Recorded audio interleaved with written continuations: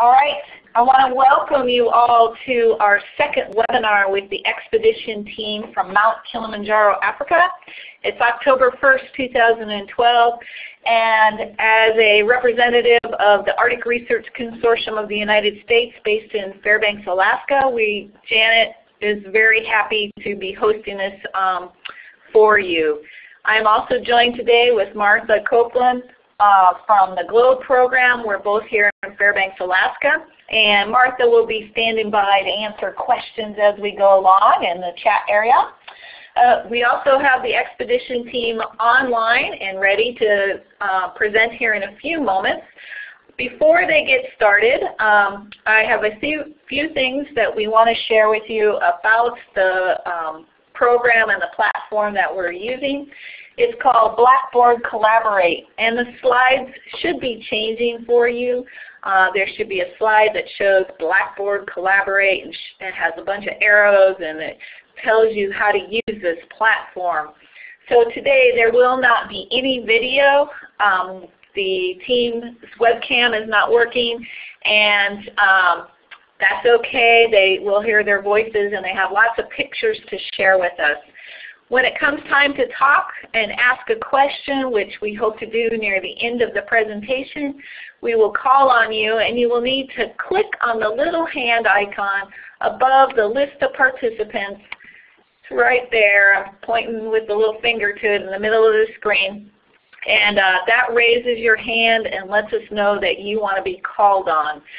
The other way to communicate with us is to type in the chat room, and you can see lots of people are joining us and telling us where they're from and things like that. That's a great place to ask questions.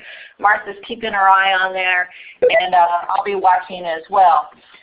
If you joined us by phone, it's very important that you mute your phone. *6 to mute the phone, *6 to unmute it when you want to call.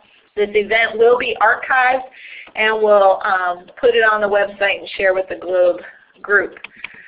The other thing is we have lots of participants today from all over the world, so we aren't going to have a chance to go around and introduce each other formally through the phone or anything. So please type in where you are, where you're from. If you have any students or adults, it just lets us know who's joined us today. Again, if you have questions during the presentation, you can type them in the chat box, and we'll try to respond to them as we go along. And at the very end, we'll have a chance for you to ask them to the team. And we need you to raise your hand, press the hand icon like I showed you. We'll call on you, and then when it comes time to talk, if you're using the computer to talk through, click the button, the talk button once to open your mic, and click it again to close it. And then we can all talk and not get feedback. So with that, I'm going to go to another slide which introduces a few people, but we'll have more. Mike will introduce the entire team and who's presenting here in a moment. But right now, we're going to have Martha tell us a little bit about the GLOBE program before we turn it over to the expedition team in Africa. So, Martha. Thank you, Janet, and welcome to everyone for joining us today. And before I go any further, I want to give a verbal congratulations to the expedition team for the incredible feat they achieved. I think it's just wonderful. They made it to the top, and they made it back. So we're just really excited to meet with you today. Well, my name is Martha Copeland, and I work with the Education Outreach Department at the International Arctic Research Center at the University of Alaska Fairbanks. And one of the projects that we have been working with is called Seasons Biomes, and it is funded by the National Science Foundation.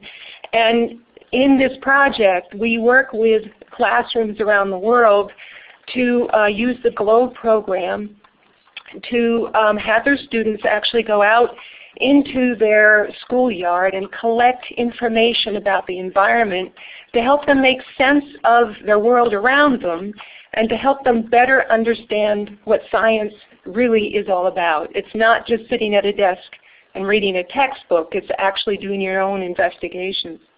And so Seasons and Biomes is focused on the changes in the seasons throughout the year in the different biomes around the world, as kind of a catch for students to ask questions of their own, to be able to find out answers about why and how seasons are changing. So the GLOW program has been instrumental in helping us link other students, educators, and scientists throughout their communities, globally and locally. I know a lot of you out there are GLOW classrooms, and I am just really delighted that you're joining us and that you have been using GLOW to better understand science. So you want to move to the next slide? Is that or further? I think, oh, okay, this works. Nope, go back, yep. So phenology is one of those interesting subjects of science that helps people better understand what's happening in the seasons, and it's an investigation of the different changes in the seasons. When and why do buds burst? When and how do leaves fall at the end of the year? Where are birds migrating to? These are all parts of the life cycle of living organisms that are worth finding out about, because they can be indicators of what is changing in their lives climatically as well as around the world, and learning about the different geographical areas and how they're responding to changes. In our teacher workshops, we have come up with a professional development model that integrates GLOW protocols with Earth system science, using best teaching practices and getting students to get out there and investigate on their own. So this is kind of in a nutshell a little bit about what we've been about, and this expedition up Kilimanjaro has been a wonderful way for us to work with students, teachers, and scientists to better understand not only what's happening in our little part of the world, but even on mountains far away in Africa, and what changes are happening that can affect us all. So I think that's pretty much what I need to say, other than the fact that we're working with people around the world. Okay, great. All right, well, I know. Okay.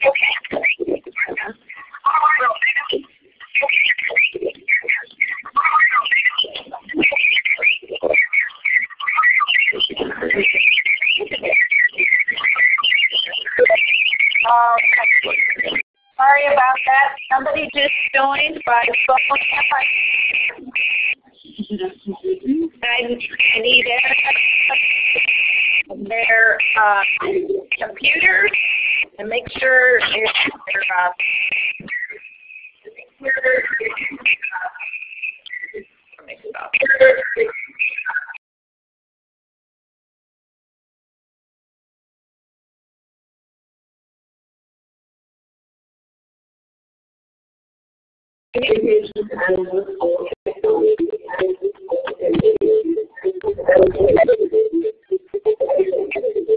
all right. For the people that are on the phone, unfortunately, I'm going to have to disconnect you, and you're going to have to call back because I can't shut down the computer yet. Actually, this hold on. Sorry.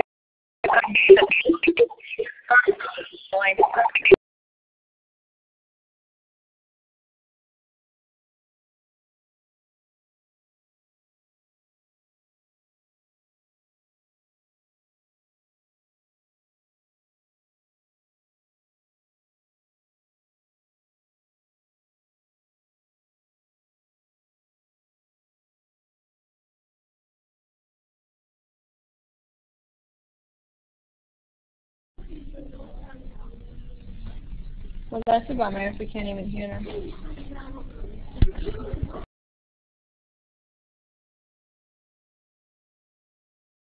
Hi, this is Janet from Fairbanks, Alaska. Sorry, I had to disconnect the phone from the computer system.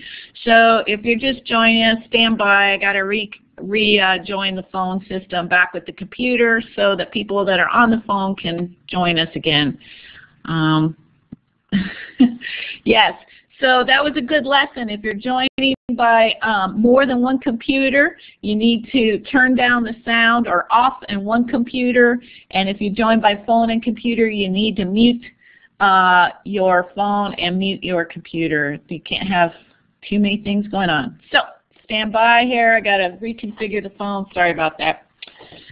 There was no way to cut them off until I did that.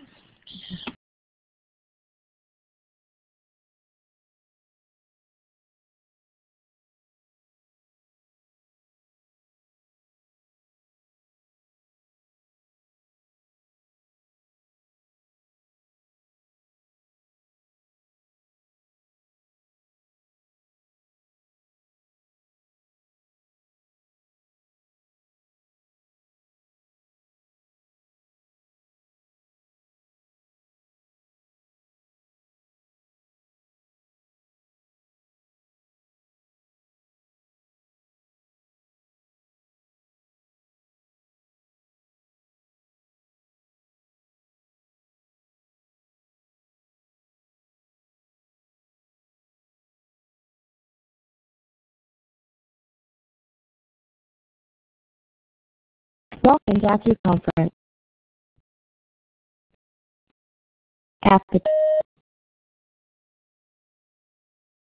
You will now be joined to your conference. Hello. This is Janet back in Fairbanks, Alaska. Sorry about that. We had some technical issues because of a person that joined by computer and by phone, and anyway, they had too many speakers going on. Anyway, we are, I think we still have the expedition team. Are you still there? Yep, we are here and we are ready. I bet you are. Okay, so I have the first slide with Mike speaking, so let's just go straight to that slide. Thanks. Jumbo, hello from Expedition Base Camp in Arusha, Tanzania, right on the foothills of Mt Kilimanjaro, the tallest mountain in all of Africa. This is Mike O'Toole, the expedition leader, and a proud globe teacher. We just got down off the mountain a couple hours ago, and our team of students and teachers and scientists are so excited to share this amazing journey with all of you. Before the students and teachers lead you up the mountain, let's give you a little background about Mount Kilimanjaro. So next slide, please. Kilimanjaro is located right near the equator, about 3 degrees south of the equator, in fact, right there in Tanzania. And when you first see it, it is quite intimidating. It's a very, very tall mountain, and to be on the equator and looking up and seeing all of that ice, it's a little different and a little confusing to some people. So that's why we're excited to share this tale today and have you join us on this virtual climb. Next slide, please. Kilimanjaro is one of the 7 summits of the world, the tallest in Africa. And like I mentioned before, the most remarkable thing is the ice that's on it. But unfortunately, for reasons that are still a little unknown to scientists and all of us, frankly, is why this ice is disappearing. If you notice on this slide, you've got 80%, roughly 80% of the ice on Mount Kilimanjaro has disappeared in the last 100 years. So we've been looking at reasons that could be happening. Just in the last 5 years, the Globe Expedition students have noticed a remarkable change in the size of the glaciers that are there, which is quite alarming. Next slide, please. So this is Kilimanjaro today, and if you notice that red arrow, that's where we were just last night, about a night ago, and it's at 19,340 feet, which is a very, very difficult place to get to, and it was very cold, but it was well worth the journey. Next slide, please. This was our view out of our tent from the crater camp. And it was just an amazing journey, an amazing night to look at those glaciers and to go up and actually feel them and spend some time amongst them. Next slide.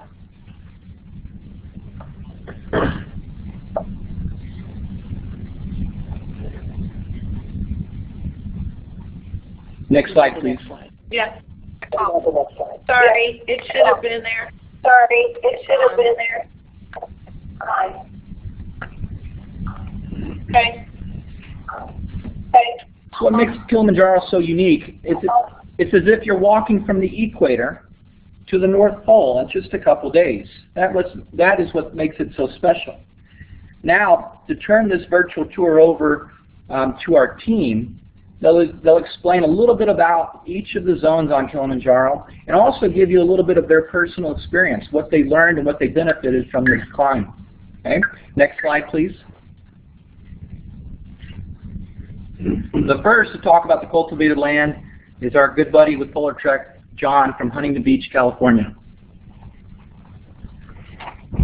Okay, thank you, Mike, and thank you everybody for tuning into this. It's been a fantastic experience for all of us, and I can personally say that, you know, having visited the polar areas myself, being on the top of Kilimanjaro was just a fantastic experience, seeing the ice, seeing the glaciers, and looking at the vegetation and the, you know, the physical factors that are going on up on that mountain. It's really stunning. I wanted to go ahead and get this started with the cultivated areas around the mountain. The cultivated areas range from the foothills up to just a little over 1,800 meters. And this is the land that's sitting around the base of the mountain, where, as it turns out, there's a lot of crops in Tanzania around this area. One of the big reasons why there are so many crops and so many fertile areas is because of the rich volcanic soil. If Tanzania is known for its coffee, and the coffee groves that we've driven through coming to the mountain and coming back to town are just extensive. And from what I understand, you know, most of the Starbucks coffee that everybody drinks comes from this area, and it's easy to see why. Also, in looking around and talking to a lot of the folks, there's a lot of bananas that are grown in this area, and we even saw pretty extensive fields of sugarcane while we were up on the mountain, looking down into some of the areas. They grow papaya and many other fruits, and in other sections of Tanzania they grow a lot of pineapple, and the pineapple's been fantastic up here on the mountain. So just getting to the mountain is an experience in itself, and looking around at the fertile volcanic soil and the crops that are being grown tells you a lot about different factors in the country, part of their economy, and how people live from day to day. It's very, very interesting. I'm going to go ahead and turn this over to our first student, and we'll work our way up the mountain. Next slide. Hi, my name is Isaac Deaton, and I'm from Valdez, Alaska, and go to Valdez High School. And I'm here to talk about the rainforest biome. Basically, when we first started out the trip, we drove up in a safari vehicle, and they dropped us off at about 1,830 meters. And the rainforest biome starts out at 1,830 meters and goes to about 2,804. And it was a really interesting place to go. The temperature was probably around 21 degrees Celsius to 27 degrees Celsius, and it was very, very humid. Definitely pretty hot. I was sweating pretty good. Some of the vegetation was really impressive. There was a lot of sycamore figs and palms, a lot of moss hanging off of them, and some vines. That was really cool.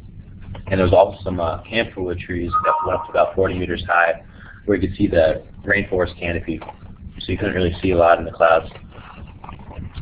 There's also a lot of lichens, a lot of giant ferns, and some orchids. First thing that really got my attention when we walked into the rainforest was definitely all the vegetation that we saw. The giant ferns were really, really impressive. Just, I'm used to seeing these little tiny ferns up in Valdez. So the low level clouds also were pretty cool. The low level clouds were made it very, very humid, and there's a lot of moisture, a ton of moisture. that came out. The canopy really got my attention too, because I'm used to seeing the sky at night, and that you couldn't really see much. You just mostly all the forest. My favorite part of the trip was probably at the summit. The moment you got up there, it was just this instant feeling of satisfaction that, you know, I did this. I just climbed this 19,000 foot tall mountain. And definitely it was my favorite part being up there. But it was really hard to breathe too. There's a lot of people who didn't feel so good at the crater camp, a lot of headaches. But overall, in the end, it was pretty good. And next, I would like to introduce Lucas. He will be speaking next. Next slide, please. Hello everyone, this is Lucas speaking. I'm from Arusha, Tanzania, and I go to Boro High School. Well, I'd like to analyze the zone Heath, which lies at an altitude of 2,804 to 3,353 meters.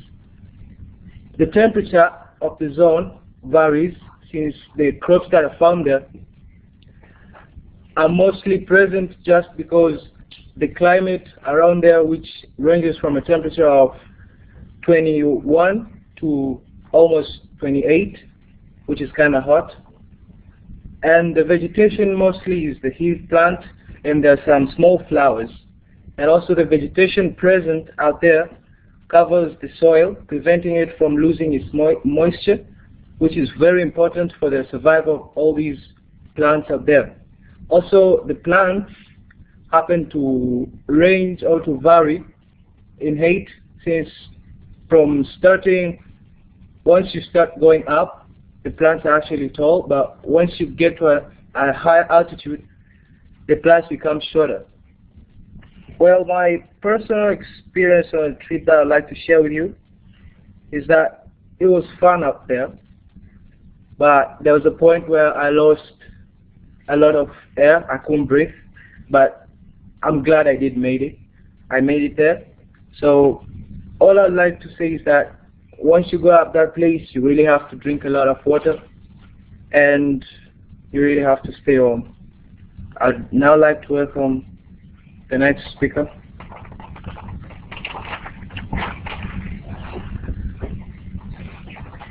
Hello, my name is Logan. I'm from Biomes, Alaska. My zone is a moorland zone. The elevation is roughly from 3,350 meters to about 4,000 meters. The temperature ranges from about freezing at night to very warm conditions in the afternoon. The vegetation, it looks a lot like something from Dr. Sleep. The things that stood out to me were the giant seashells, or the ground cells, and the giant lobelia. The giant ground cells, or senecio, flowers once every 30 years. My overall learning experience from this trip was the Bronco Wall was very impressive in the valley, and we climbed about 500 meters in less than a mile. The clouds dropped water into the valley for the plants to grow. I'd like to introduce the next speaker, Maddie from Colorado. Okay, and here's the next speaker. Hi, everybody. I'm Maddie. I'm from Boulder, Colorado, and I am going to talk about the Alpine Desert. So this zone is from roughly 4,000 to 5,000 meters, and it ranges from below freezing at night to sometimes above 38 degrees Celsius during the day, so a big temperature range. And it only gets 25 centimeters or less rain per year, so the ground does not retain a whole lot of moisture, and the plants that grow there are mostly lichens and small mosses. And it's harsh, dry, and windy. Lots of bare rock and ice. So we were camping at Lava Tower when we were in this zone, and that was the first time most of us were exposed to high altitude. So the plan for the day was to actually arrive at camp, have lunch, and then do an extra day hike after lunch. But only a few of us made it up, and myself and Leanne, at least, we were in our tent taking a nap. So it was wonderful to be in that zone. It was also challenging, though. It was really our first big challenge, or at least in my opinion, the first time that I had to force myself to drink water and take deep breaths to make sure that I was staying healthy. And my overall favorite moment on the trip was walking from Uhuru Peak, which was where we summited, down to Stella Point, or Stella Peak, whichever, because that was our view of the Arrow Glacier, and we were above the clouds. And it was just a phenomenal feeling and a beautiful moment. That was my favorite moment of the trip. And our next speaker is Miss Leanne.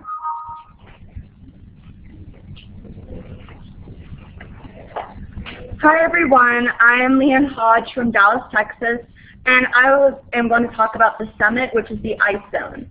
The summit zone is at 5,000 meters up to almost 6,000 meters, so we are very high at this point. At night, the temperature gets way below freezing. We were all in our down coats and hats and ready to be really cold at night. But during the day, when the sun comes out, it's very hot, and you have to make sure you have sunscreen on because you're very close to the sun, and there's not a lot of atmosphere to cover all the UV rays. There's also very little to no vegetation at this point because the oxygen level is so low. Also, the oxygen at this point is half of what it is at sea level. So imagine trying to put on a pair of socks and losing your breath, just getting half of them on. There is not a lot of oxygen to be handled. There's also 10 centimeters or less of precipitation a year. That's usually in the form of snow because we are at such high altitude. And also at this point we camped at Crater Camp. And it's very unique for us to camp at Crater Camp because a lot of people don't camp that high. And as we were coming back down, the guides were very surprised that we were able to stay up so high. But it was definitely a challenge. I know Maddie and I didn't sleep very well that night because we were trying to breathe.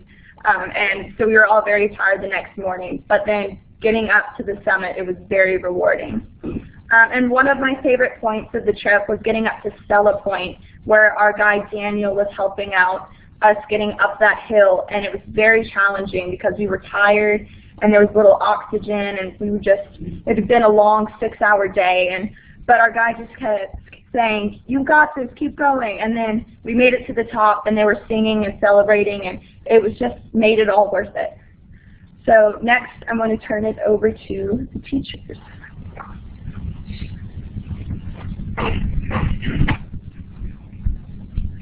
Who's next? Hey, and I just wanted to stop at this moment and just check and make sure that we're still coming through okay and that everything's the way it should be.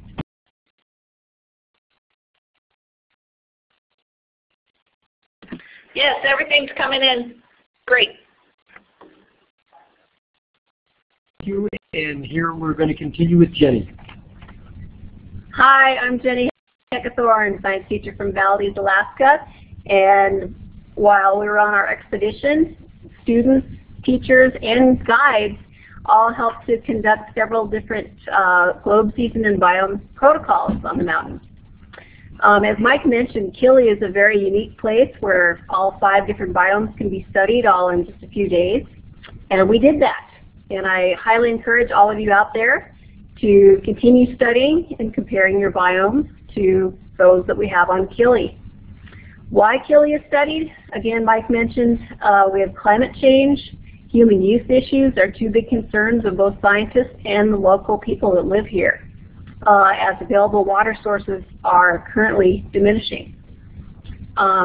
When we first got to the rainforest on our first day, and every day during solar noon, we conducted some atmosphere protocols, cloud protocols primarily, where we classified the different types of clouds and whether or not any contrails were present. We also measured the relative humidity using a sling psychrometer. And we also measured the soil temperature at both 5 and 10 centimeter depths. The most important protocol, and the one that the students have told me was the most interesting for them, was the hydrology protocol. So every time we crossed a water source, a stream, as we ascended the mountain, we did some hydrology protocols.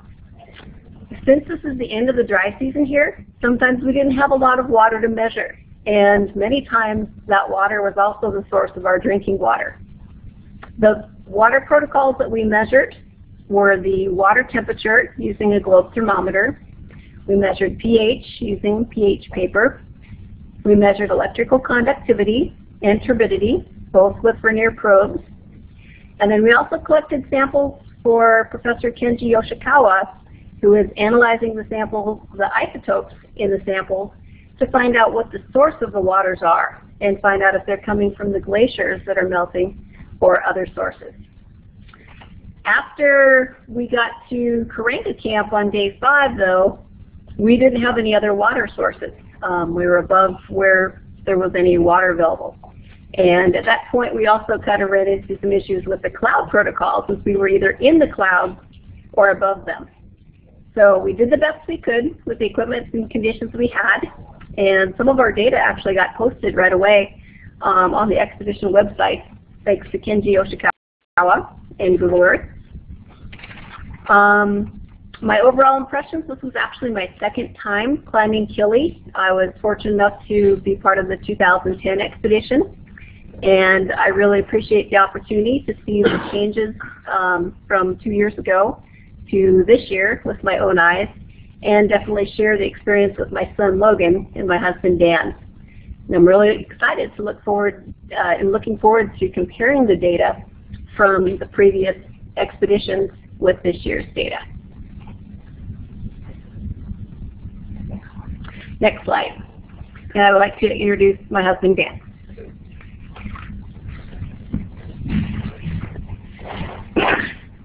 Hello everybody, Dan Heckathorn from Valdez, Alaska. I'd like to take just a moment to talk about the unsung heroes on the mountain, and that would be our porters, guides, and cooks. We had a total number of people in our expedition of 19. However, it took a crew of 93 porters and guides and also cooks in order to support that entire trip. The job that they do is absolutely amazing. The guides have helped us out. Leanne talked a little bit earlier about helping you through some of the tough times. Climbing to Stella Point from the Kosovo camp is straight up, and it is, as she was saying, a climb without oxygen. And as soon as you get to the top, the porters are all standing up there singing. Now we could barely breathe as we're climbing up to here, but the guides and the porters, they're sitting there singing. Same thing, the Bronco Wall. My son Logan talked about that earlier. They would help you through all of those things. Individually, each of the people. Oh yes. The other thing, climbing up the Bronco Wall, as I was mentioning, is very, very difficult. All of us are using our hands and our feet to get up the wall. The porters are walking along up the wall here with stuffed bags on their heads, bags up to 35 pounds on their heads, plus their own backpacks. They're carrying everything up the mountain for you except for the backpack that you carry of your own personal stuff.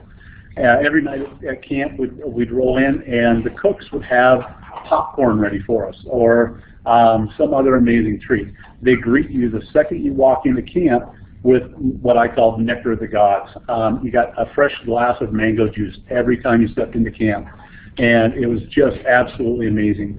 The guides were also incredibly knowledgeable about everything on the mountain, anything from vegetation to the history of the mountain. Just absolutely incredible. They are absolutely the heroes of Kilimanjaro. And with that, I will turn it over to the next person. Thank you.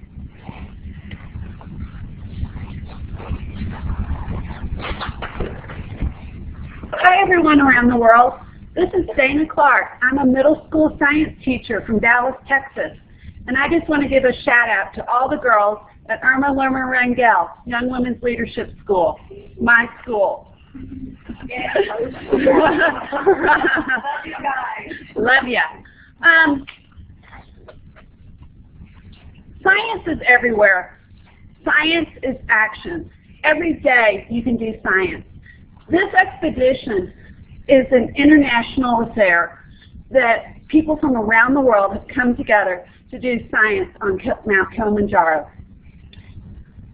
You can do science in your backyard. You can do science at your school. You can do science at your home. You can do science while you're on vacation. Get outside. Look around you. Enjoy the nature that you have. And record it. Share it with somebody. Go back to your school. Talk to your teacher about what you saw when you looked at the clouds that day. The other day I had an opportunity with some of the porters. They were looking at our cloud sheet and looking at the sky and looking at the cloud sheet. And we started talking about the clouds. And they wanted to know how they were formed. And we got into a great discussion. Go ahead and have these discussions with your friends, with your teachers, with your parents. Do you know how clouds are formed? Ask your parents, do they know where wind comes from? These questions, get out and enjoy. Learn the answers and share them. You can go onto our website and you can enter your data on the Globe database for the climate in your area, at your school, in your neighborhood. Also, when you go on, you can see how this has been an international event. You can see schools from all around the world posting their data. Then, go ahead and go to Google Earth. Check out these different areas of the world and see why is their climate different than my climate. And start asking questions. Science starts with asking questions. From that, you can get a problem to solve. And it all comes from observation of the world around you.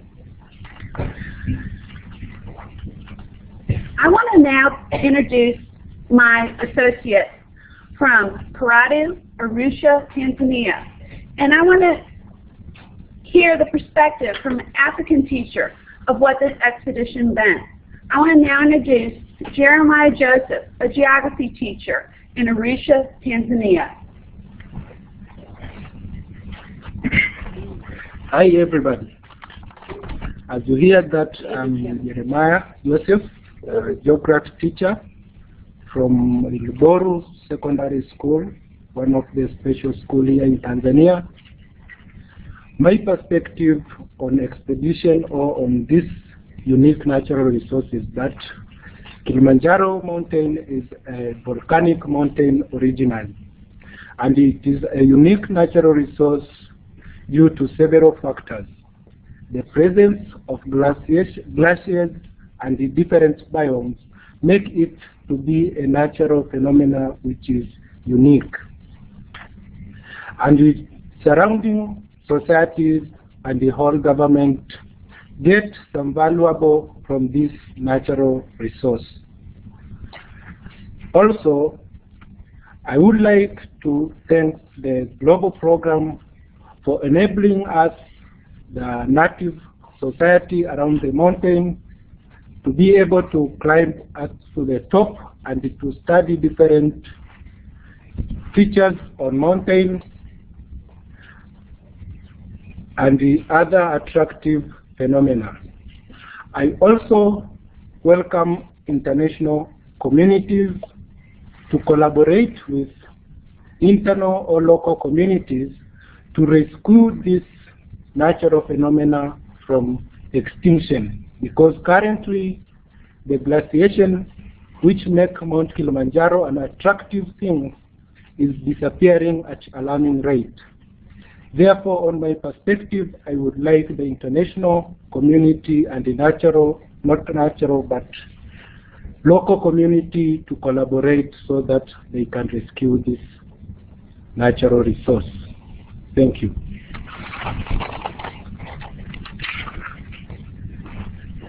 Okay, if you'd like to go to the next slide, please.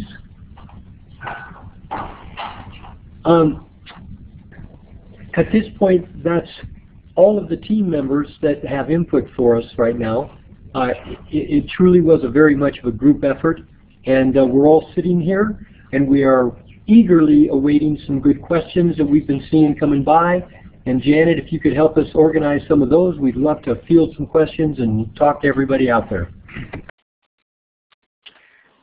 Okay, well, while people are getting ready to figure out what questions they want to respond, I'm just going to put the slide up about how to ask a question. Click on the little hand icon, and that lets us know you have a question and we can call on you. In the meantime, you have a lot of questions, John, about the weather and how it changed, or did it change through each biome, and I don't know if somebody wants to talk about that, but we could talk about the weather and what it was like as you went up the mountain while people are getting ready. Okay, that's a very good question to start off with. And in general, going up the mountain, you know, as we watch the biomes change, the vegetation and the landscape around us, the temperature and the weather, you know, tended to be a little bit more stable as far as we were concerned. During the days that it was clear, the sun was, you know, a huge source of heat, and the days were very, very nice and comfortable. In fact, they were very, very warm. Even at the top of the mountain on the sunny days, it's very intense up there, and when the wind's not blowing, the temperature feels pretty mild and very nice. Of course, things can change very, very rapidly up on the mountain, and so you have to be prepared for anything. But the weather is not so much of a factor on a daily or an hour-to-hour basis as much as the biomes represent themselves over a period of time. Okay, and it looks like the school in Nenana is ready for a question. So go ahead, Nenana, click on the top button once to open your mic, ask your question, and then click on it again to shut it. What supplies do you need for the trip?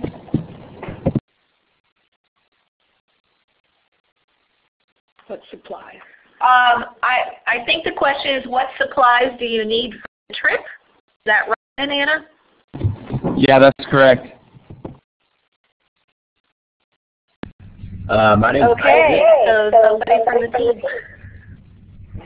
My name is Isaac, and basically the supplies that you're going to need is anything that is not cotton. Do not bring cotton. That is the #1 golden rule. I made that mistake, but I got really lucky. You're also going to want your sleeping bag, lots of water, not cotton, and definitely a headlamp. It gets really dark.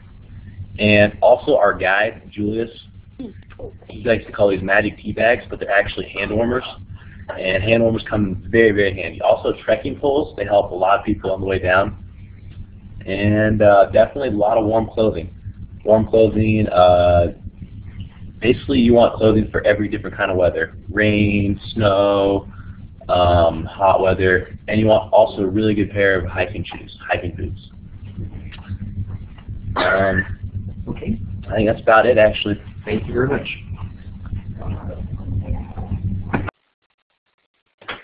Okay, now another question from Nenana. Are you good? Okay. We'll go to Estes Park. Go ahead. What kind of wildlife did you see in up there? Okay, the question is, what kind of wildlife? Hi, this is Maddie speaking. I'm from Colorado too, so it's nice to see some participation from the home state. We saw a lot of wildlife, a lot of wildlife. We began on safari, most of us, so there we were able to see, oh my goodness, everything. It felt like we saw cheetahs, we saw lions, we saw rhinos, we saw hippos, lots of elephants, monkeys, And then we got to the base of Kili, which is rainforest, and there I recall many monkeys and birds. And the funny thing is we heard far more wildlife than we saw. So you're walking through the rainforest and it's almost like the animals are playing a game with you. It's like they're playing hide and seek. Anyways, the further we got up the mountain, the less variety we saw because the temperatures were more extreme and it was more difficult for wildlife to survive. So there we're getting different birds, more birds, and some bugs. And that was about it. Yeah.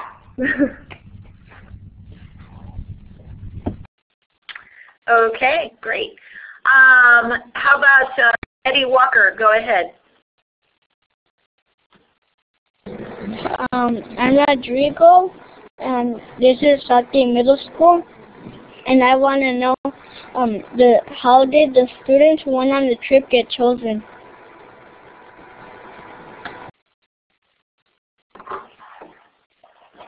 Great question. How did the students get chosen? Hey, this is Mike again, Expedition Leader, and we're just excited to work with the GLOBE program. As you're well aware, if you haven't checked out GLOBE, take a look. We have schools in 111 countries around the world, and a lot of students email us on the Expedition webpage, students and teachers, and ask about the trip. And hopefully we can make more of these available, not only to Kilimanjaro, but maybe to other places around the world, to share and showcase the very best of that region's students, teachers, and scientists. So if you're interested, definitely email us. The email's on the webpage there, and hopefully one day you could share your story, your journey with the rest of the world.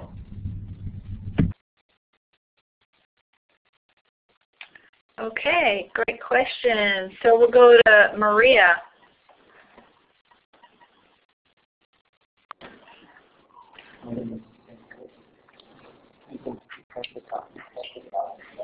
Hi, my name is Michael. Did you find any relationship between high temperature, soil quality, and moisture related to the change in the Mount Kilimanjaro biomes?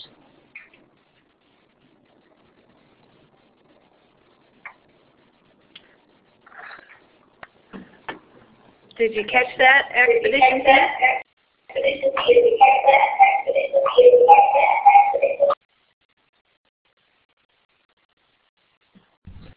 Introduce yourself. Hi, this is Bob Wolfson. I'm a scientist at the University of Alaska Fairbanks, also participating in this expedition. There was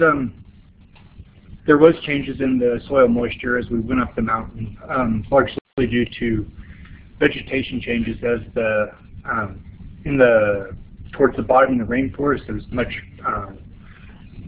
more wetter soils, and as we moved further up the mountain it tended to get drier. But I'm not sure if that's necessarily due to the biomes or if it's just due to the time of the year. I think we're at the end of the dry season and we're getting ready to go into a wet season again. So I'm not sure if it's a biome issue or a climate issue at this time.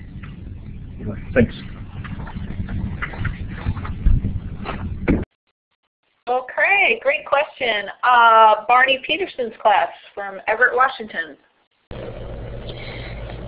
What is the pH level of the water, and is it toxic?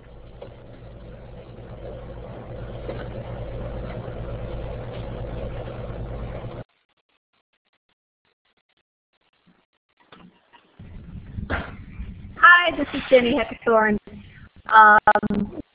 We tested the pH of the water as we climbed the mountain, and it did start out, and I'll have the students remind me, we didn't bring our data tablet with us, but it seems to me it started out at about 4.5 on the pH scale, so relatively acidic, and then it did increase as we got higher up on the mountains to where it was eventually 6.5.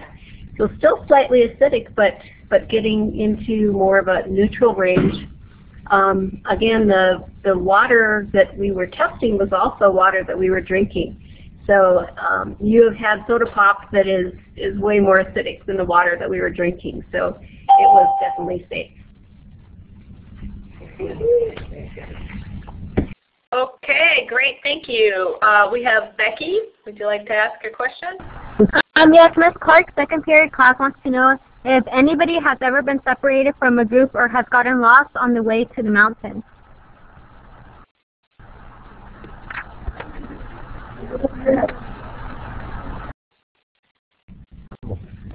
This is Lucas speaking.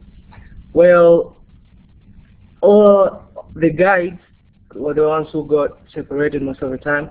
For instance, we had a guide named Safi, who at one point had to go help out others.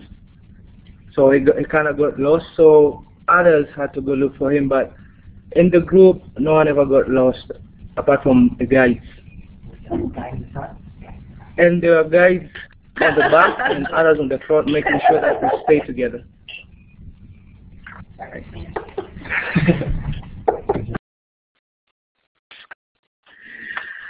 Okay, Kristen. Go ahead, Kristen Connor. We have two questions. First, what types of food did you eat while you were on the expedition? And secondly, why would you not want to wear cotton while you were traveling? Thank you. Hi, this is Leanne.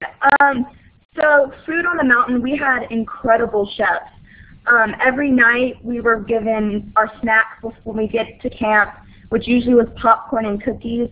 And then for dinner we would have soup. We've had pumpkin soup, zucchini soup, all sorts, shrimp, mushroom. There's just a large variety. And then for the meal we would have pasta, potatoes, and then we'd have a meat. And then for dessert we would have fruit.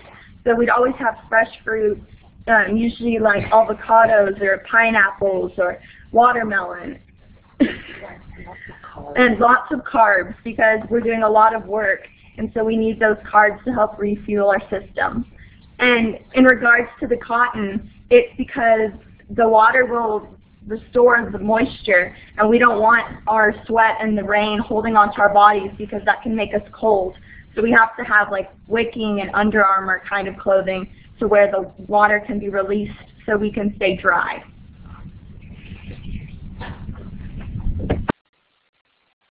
Okay, great. Back to Hollis and Nana. Go ahead.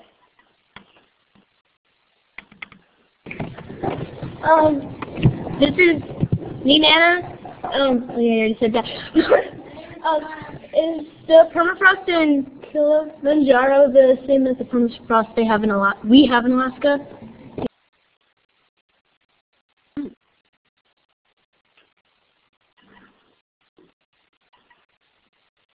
Did you get that expedition team? Is the permafrost you have there the same as the kind in Alaska?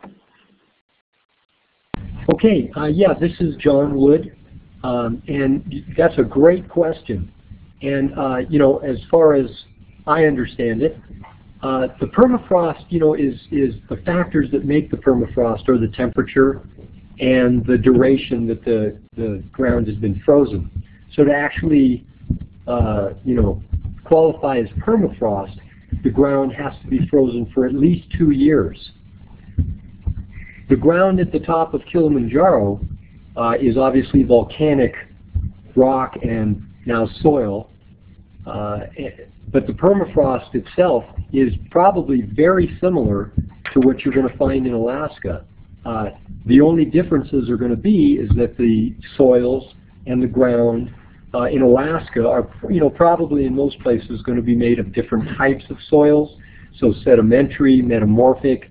You're going to have a little bit of different processes going on because you have changes in seasons in Alaska, and there are areas in Alaska where, you know, there is permafrost. There's some areas where there's not permafrost, and it's a lot more variation in Alaska. But worldwide, permafrost is permafrost.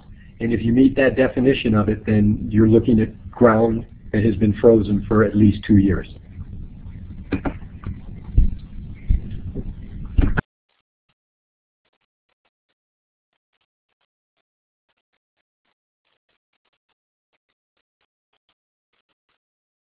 Okay, so how are we doing?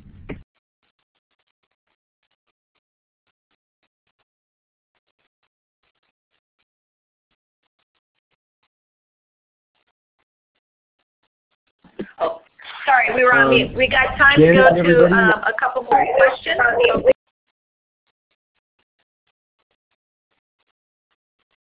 Okay, we're going to go to Barney's class. Go ahead. We got time for another few questions. I'm Kiara. What was the humidity when it was so dry you got nosebleeds?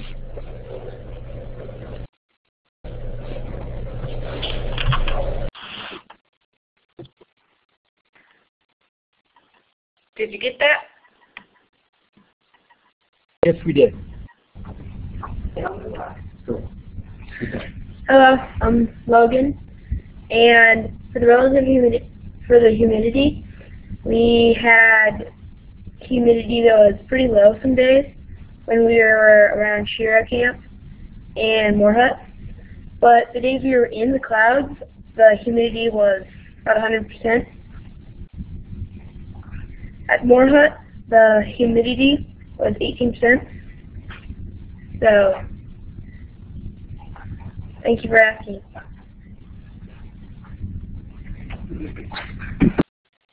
All right. While you're there, John, before we go to another question live, there's been a lot of questions about temperature and what it's been like from the bottom of the mountain to the top of the mountain and the hottest and the lowest. And can you comment about the temperature range? Yes, we can. And here is Tom. He's going to talk a little bit about the temperatures that we experienced. Yeah, my name's Tom Devine. In general, the temperature during the day, especially in the lower levels, was like 80 plus degrees. Then at night it would get down to like 40 degrees initially, but then as we get higher it was closer to like 20 degrees, and at the top it was probably about 0 degrees at night and maybe 40 degrees during the day, but the sun made it feel more intense. But if the sun went behind any cloud at all, the temperature felt like it dropped like about 30 degrees. So great variations in temperature. That's why we dressed in layers. So in the morning we had like 3 or 4 layers on, and then we'd peel the clothes off during the day. Thanks. All right. Thank you there. And we'll go to Estes Park. Can you guys ask your question? About how much snowfall do you get at the top and the bottom of the mountain each year?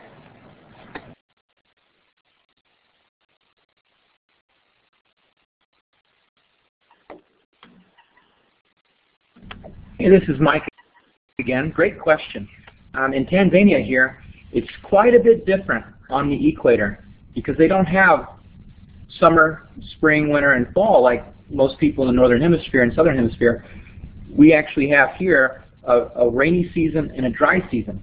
So there's 2 rainy seasons, one long, one short, and then dry seasons. So the amount of precipitation and snow that they get varies throughout the year. The main thing is a lot of the local people around Kilimanjaro itself are dependent upon those seasonal snows for the runoff. That's a very important factor in the production of agriculture around the cultivated areas, and also the drinking waters for the towns of Moshi and Arusha, which both are very, very populated, and they're dependent upon those snows. So great question. All right. And we'll go to Henry Clark. Go ahead.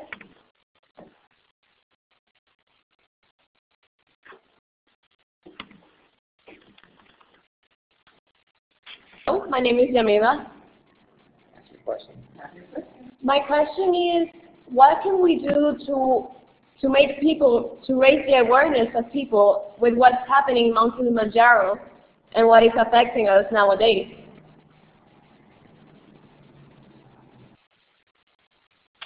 Did you catch that? I think it was. How can we make people more aware? Okay, this is Jeremiah again, geography teacher. The important thing, I think, is to address the surrounding society from destroying or making any negative activity that destroys this natural phenomena. And as I talked earlier, that apart from local community, the international cooperation is needed to address the issues such as, to stop issues such as emitting greenhouse gases which trap more heat on Earth's surface, because currently we don't know exactly what caused the retreating of glaciation, but it was believed that the increase in global temperature may lead to melting of this ice. But the important thing I want to address is that community around Mount Kilimanjaro should be educated on the values and the mostly direct values or indirect values of such natural resource to them. So education to local communities is very important. Okay, thank you. And we'll take the next two people that have their hands raised. A lot of people are starting to sign off. So Maria, go ahead and ask your question, and then we'll go to Kristen.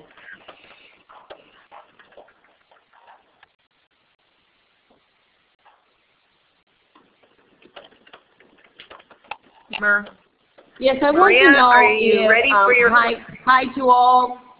I want to know if this phenomenon that occurs a few years ago, that didn't occur thousands of years ago in Mount Kilimanjaro, is also related with a global phenomenon.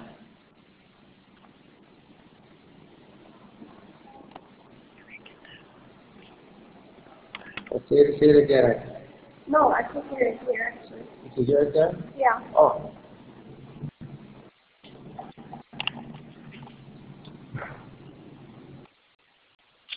Okay, we're waiting for the Great expedition question. team. Okay, we're waiting for the expedition team. Okay. Wonderful question. The issue about climate change and Kilimanjaro is a very complicated one, as it is around the world. One of the factors with Mount Kilimanjaro here in Tanzania is the deforestation around the mountains, around the mountain itself. That has a huge impact in what's taking place. Definitely, you look at, is this a human issue with that? And that definitely adds to this entire conversation. The deforestation is taking place around the mountain, and that's why Kenji Yokosawa and his team at the University of Alaska in Fairbanks are doing very important work. They're looking at permafrost, not just in the Arctic and Antarctic, but they're looking at permafrost on the equatorial glaciers around the world to better understand what's really taking place with the world's climate, the world's temperature, so to speak. So there are a lot of different factors involved. But that's definitely, human impact is definitely one that plays a role here, I believe, and the scientists will probably talk more about this later, but within the Kilimanjaro area. Okay. And our last question here will come from Kristen. So go ahead, Kristen. We have two questions again. First of all, did you have to go through any training before you went on the trip, and if so, what kind? And then also, were you able to use the restroom while you were on the trip?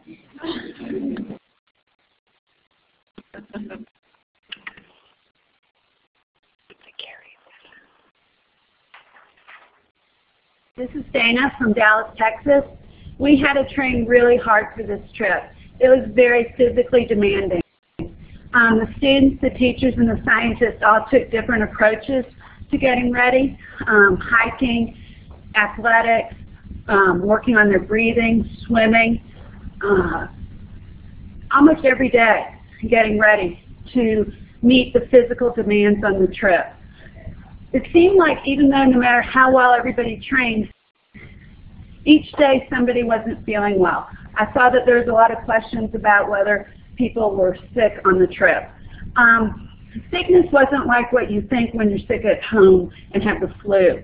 It would be a headache or nausea or intestinal issues, things like that. Noses, you could have trouble breathing.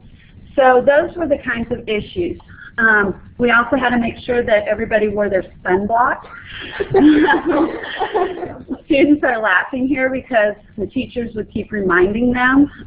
The sun glancing at that altitude, and especially off of the snow and the glaciers, was very demanding. Now the restrooms is always a question. I know that my students ask me that all the time before I left. We had 2 tents that were actual portable potty tents. And if you had to go to the bathroom, you would go and unzip that tent, and inside would be a little camping toilet.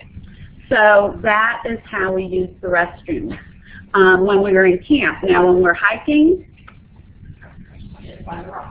you had to find a place that people could not see from the path. And that's all I'll say to that. Thank you.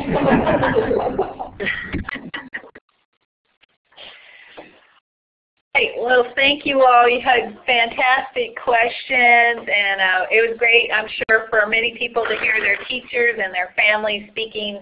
And congratulations to all of you for making a wonderful experience for all of us to enjoy virtually.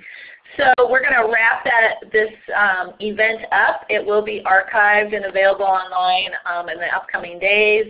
And Mike and the team will be traveling over the next couple of days, but they'll be trying to respond to your questions, as well as Martha from the Globe Project. And with that, we're going to sign off and say thank you again to everybody in Africa for such a great effort. So thank you. And I'm going to stop the recording, and then you guys can say whatever you want.